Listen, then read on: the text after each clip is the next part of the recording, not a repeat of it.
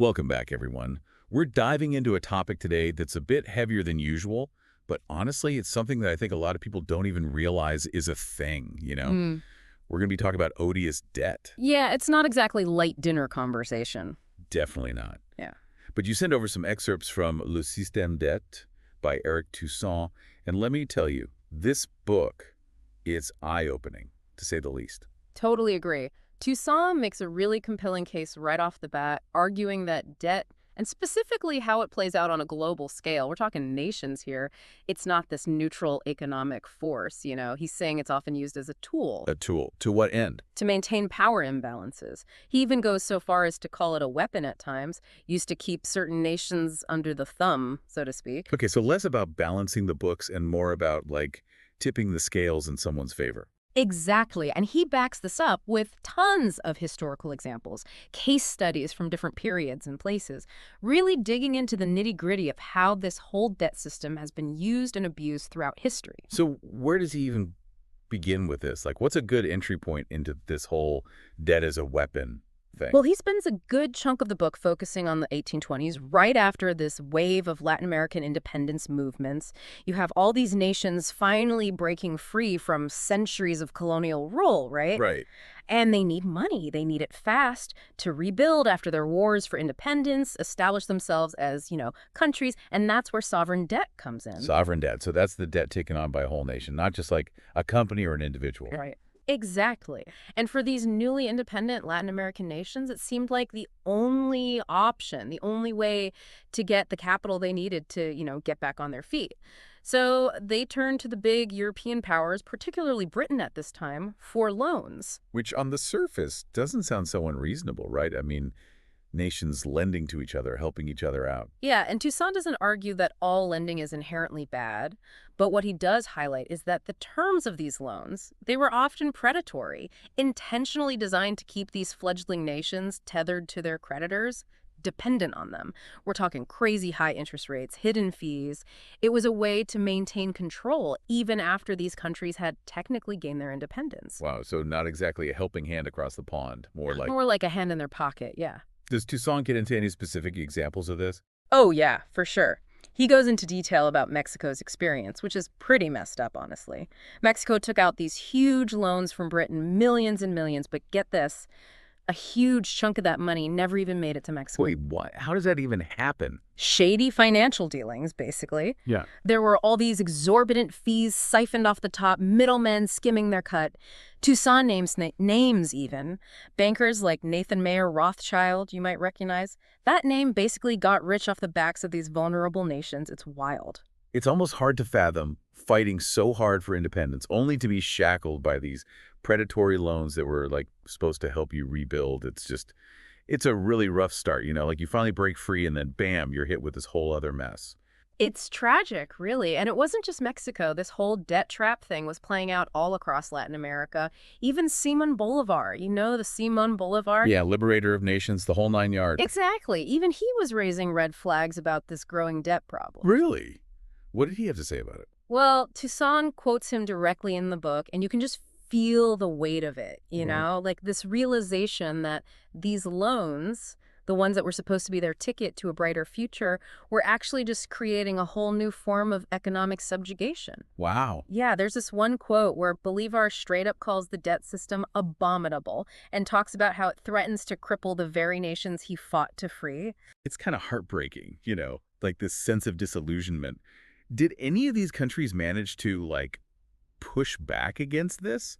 Or were they all kind of stuck playing by the creditors' rules? Well, Mexico's story actually takes a pretty interesting turn in the mid-1800s. They actually become the only former colony at that time to successfully repudiate their debt. Hold on, back up. Repudiate, you mean they just refused to pay? Pretty much. They basically said, nope, not going to happen. And it all ties into this concept of odious debt, which we touched on earlier. Right.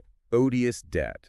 So that's when a debt is incurred by a regime but isn't actually used to benefit the people, or even worse, is used to actively harm them. Exactly. And Toussaint argues that that's exactly what happened in Mexico, starting with the French invasion. Remember, Napoleon III tries to install his puppet emperor, Maximilian, on the Mexican throne.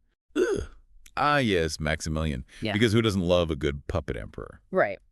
So Obviously, Maximilian is not exactly welcomed with open arms. He represents this return to foreign control, the very thing they fought so hard to break free from. Yeah, not a great look. Not at all.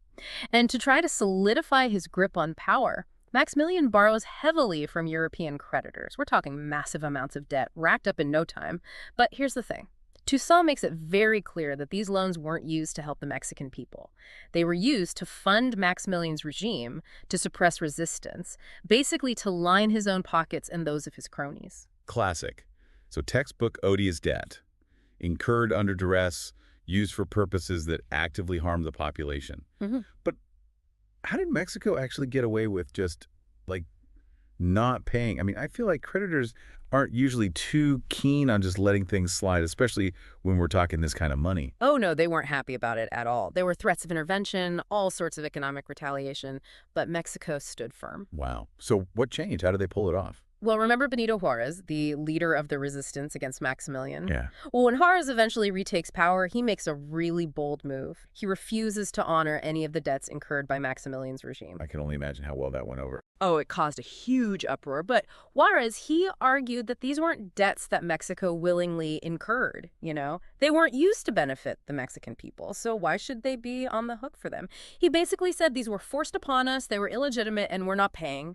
End of story. Wow. What a power move. It really was, and it really gets to the heart of what Toussaint is talking about with odious debt.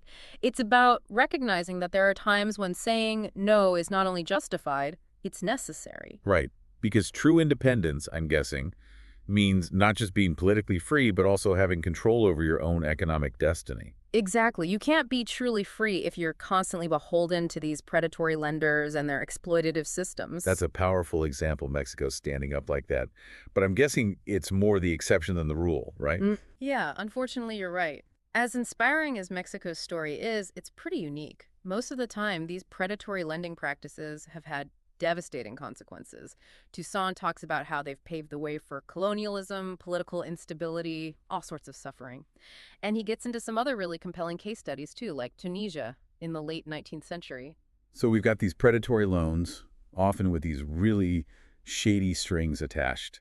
It all just seems so, I don't know, calculated, like a system designed to keep certain nations down. That's exactly Toussaint's point. He's not just pointing out these individual instances of, like, bad actors or whatever. He's saying there's a whole system at play here, one that has often benefited from the exploitation of weaker nations. Which is just, ugh, it's infuriating.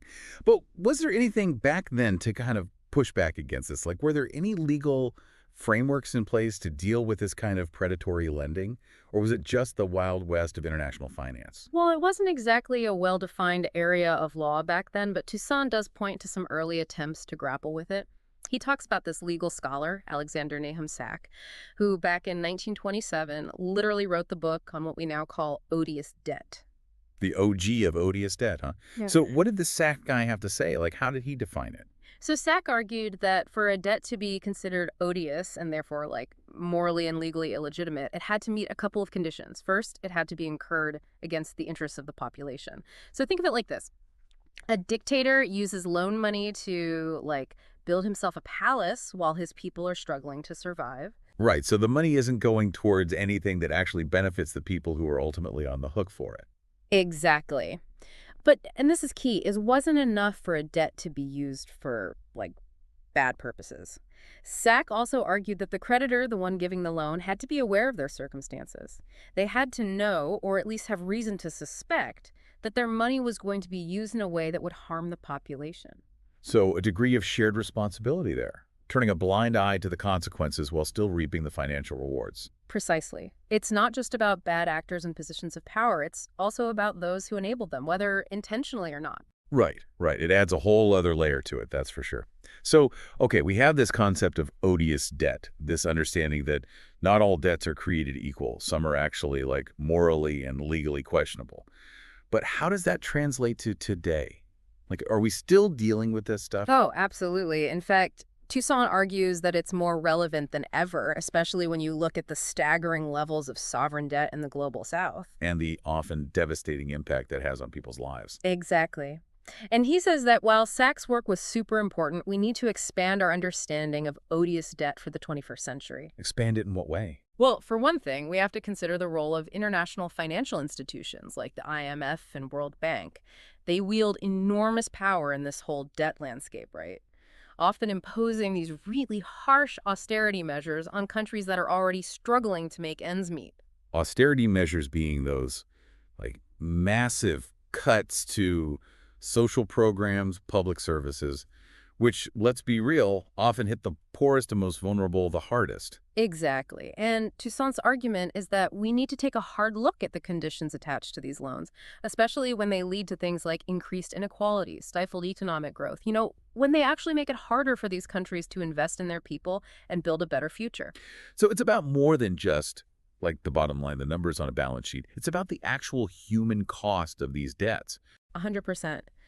And while there are no easy answers here, Toussaint's point is that we can't just ignore this stuff. We can't just shrug our shoulders and say, well, that's how the global financial system works. We have to at least be aware of it, right? Absolutely. Because even though we've come a long way from those early examples in Latin America or Tunisia, it's clear that these patterns of debt and exploitation, they haven't gone away. Not at all. If anything, they've become even more complex, more globalized. Which is why I think Toussaint's book is so important. It's a reminder that we can't just accept these systems at face value.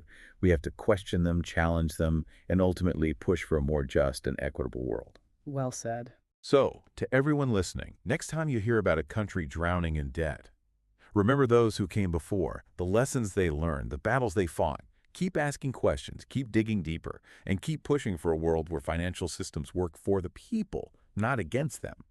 That's all the time we have for today's deep dive. Thanks for listening.